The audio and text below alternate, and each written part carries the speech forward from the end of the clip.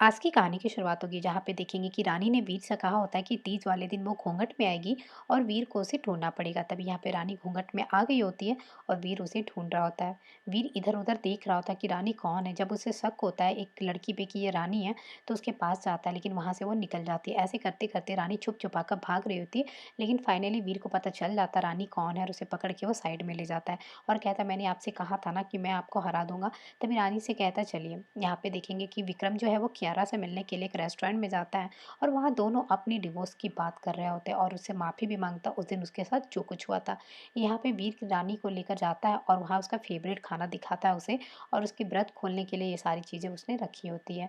यहाँ पे दोनों बातें ही कर रहे होते हैं तभी कजरी आ जाती है अपनी शॉपिंग करके और बहुत ही ज़्यादा गुस्सा होने लगती है कि आप यहाँ पे क्या कर रहे हैं। आपने मुझे बोला था आपका कोई ज़रूरी काम है, आप मेरे साथ शॉपिंग में नहीं आए और यहाँ इस लड़की के साथ बैठे हैं। और यहाँ बहुत ही उल्टा-फुल्टा बकने लगती है और तभी उनका कोल्ड कॉफ़ी भी दोनों ग्लास पी जाती है। और तभी देखेंगे यहाँ पे ऐसी हरकतों को देखकर पिंकू कहता है कि आप प्लीज़ बुरा मत मानिएगा, मेरी दीदी ऐसी ही है। तभी वहाँ से विक्रम भी निकल जाता है। यहाँ पे देखेंगे इधर चल रही होती है तीज की फंक्शन और यहाँ पे रणविजय परेशान हो रहा होता है कि रानी यहाँ पे ज़रूर आई होगी और रानी कहाँ है वो ढूँढ रहा होता है। यहाँ पे देखेंगे वीर रानी के लिए एक सरप्राइज़ लेकर आया होता है, उसके लिए एक कंगन लाए होते हैं। तभी वो दोनों हाथों में कंगन पहना देता है और रानी उसे देख के बहुत ही ज़्यादा खुश हो जाती है। यहाँ रणविजय सारे घर में घूम रहा होता है कि रानी कहाँ पे है। यहाँ पे देखेंगे दोनों व्रत खोल देते हैं एक दूसरे का। यहाँ पे रानी वीर को खिलाती है और वीर रानी को खिलाते हैं, दोनों एक दूसरे का व्रत तोड़ते हैं। यहाँ पे देखेंगे रणविजय सारे घर में घूम घूम के देख रहा होता है। तभी एक जगह पहुंचता तो देखता है वीर अकेला बैठा हुआ है और सामने में कोई नहीं है। तभी वो वीर के पास जाता तो देखता है एक प्लेट खाली है और ऐसा लग रहा है किसी ने खाना खाया। तभी वो बोलता है कि बेटा यहाँ पे तुम क्या कर रहे हो। तभी वो कहता मैं वो यहाँ पे रानी। तभी वो चुप हो जाता है और फिर बात को बदल देता है और कहता चलिए सबको ये नीचे नीचे चलते हैं। तभी यहाँ पे उसे रणविजय को शक हो जाता है कि रानी तो जरूर आई हुई, क्योंकि यहाँ पे वीर ने उससे वादा किया था कि वो व्रत तभी खोलेगा और वो अपना वादा नहीं तोड़ सकता है। यहाँ पे देखेंगे जय सिंह और चंपा दोनों एक दूसरे के साथ खड़े होते हैं, रोमांस कर रहे होते हैं। तभी वहाँ पे रणविजय आता है, वो दोनों डर जाते हैं। तभी पूछता हुआ क्या। तभी कहता है रानी इसी घर में, मुझे पूरा भरोसा है, जाओ जाकर रानी को ढूंढो। और वह जय सिंह से कहता है रानी को ढूंढने के लिए। जय सिंह सारी औरतों का घूंघट उठाने की कोशिश कर रहा होता है और देखना चाह रहा होता है इसमें से रानी कौन है। जैसे एक औरत का घूंघट उठाने वाला होता है, पीछे से नंदिनी आती है, उसे खींच के ले जाती है और कहती जय ये आप क्या कर रहे हैं यहाँ पे। तभी बताता है कुछ नहीं मैं आपको ही ढूंढ रहा था।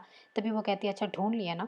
यहाँ देखेंगे रानी चली जाती है और वो देवी बन जाती है और वो कंगन को देख रही होती है और बहुत ही इमोशनल फील कर रही होती है और कहती है डॉक्टर साहब आपसे मुझे भी दूर रहने का मन नहीं होता डॉक्टर साहब। तभी आप देखेंगे यहाँ पे अब तक ये लोग ढूंढ रहे होते हैं। तभी देवी वहां से बाहर निकलती है और आके देखती है कि ये लोग कर क्या रहे हैं, तो देखती है दोनों ही किसी को ढूंढ रहे होते हैं। यहाँ पे देखेंगे तभी सब मेहमान चले जाते हैं। तभी नंदिनी भी जाने लगती है। तभी राजेश्वरी नंदिनी को शगुन देती है, गहने पैसे और फल रहते हैं। तभी देखेंगे जयसिंह बहुत खुश हो जाता है और उसकी नज़र बस गहनों में और पैसों में होती है। वो जल्दी से उनकी थाली को पकड़ लेता है और यहाँ देखेंगे नंदिनी वीर से मिल रही होती है और पूछता है कि राखी में आपको क्या चाहिए। तभी वहाँ पे जयसिंह को लगता है कि पैसे मांग ले, ये मांग ले, वो मांग ले। तभी यहाँ पे नंदिनी कहती है कुछ नहीं भाई, मुझे बस आपका प्यार चाहिए। और तभी ये लोग यहाँ से निकल जाते हैं। यहाँ पे तभी देखेंगे रणविजय जाता है वीर से बात करने के लिए और कहता है कि आज तीज वाले दिन रानी को यहाँ पे आना चाहिए था ना बेटे, रानी आज यहाँ पे आई नहीं। तभी वो कहता है रानी जहाँ पे भी होगी वो हमारे लिए तीज जरूर रखी होगी। और बोलता है कि छोड़िए ना वो सब कुछ, रानी जहाँ पे भी होगी ठीक होगी। तभी देखेंगे यहाँ पे राजेश्वरी आती है और वीर को कहती है ये गहना मैंने रानी के लिए रखा था, ये शगुन है, रानी को दे देना वीर। तभी वीर उसे नहीं लेता है और गुस्सा करता है और कहता है ये सब दिखावा बंद करिए, इससे कुछ नहीं होने वाला है। आपको क्या लगता है मेरे दिल में आप जगह बना लेंगे। इतना बोल के वीर जाने लगता है।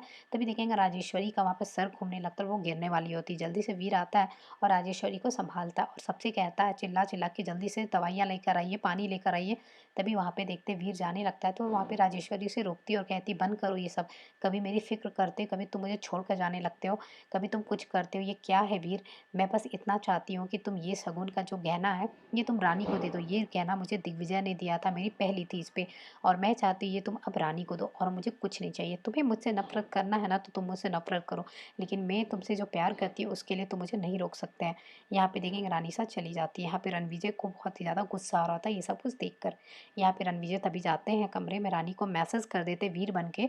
तभी रानी को लगता है वीर का मैसेज है। तभी वो कहती मैं 1 घंटे में मिल रही हूँ डॉक्टर साहब। और वहाँ पे रानी तैयार होकर चली जाती है वीर से मिलने के लिए। पिंकू ये सब कुछ सुन चुका होता है और रानी को रोकने के लिए गया तो होता है, लेकिन रानी वहाँ से जा चुकी होती है। यहाँ पे देखेंगे जैसे ही रानी वहाँ पे जाती है और बोलती क्या हुआ डॉक्टर साहब आपने मुझे क्यों बुलाया। तभी देखेंगे पीछे मुड़ता है, तभी देखेंगे कोई और नहीं ये रणविजय होता है। ये देखकर रानी बहुत ही ज़्यादा चौंक जाती है।